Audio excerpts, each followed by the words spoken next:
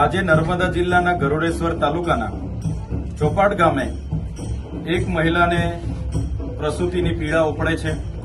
ગામમાં રસ્તાની સુવિધા ન હોવાના કારણે ત્યાં એમ્બ્યુલન્સ પણ પહોંચી શકતી નથી કે કોઈ આરોગ્યનો સ્ટાફ પણ પહોંચી શકતો નથી।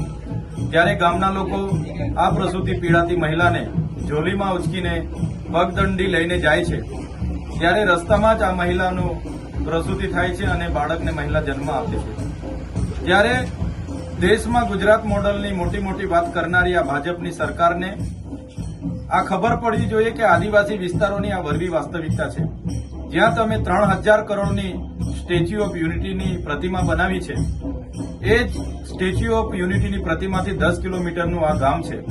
આજે પણ આ વિસ્તારોમાં શિક્ષણ હોય, સિંચાઈ હોય, આરોગ્ય હોય, પીવાના પાણી હોય, રોજગાર હોય, તમામ બાબતો આજે પણ આ વિસ્તાર વંચિત છે।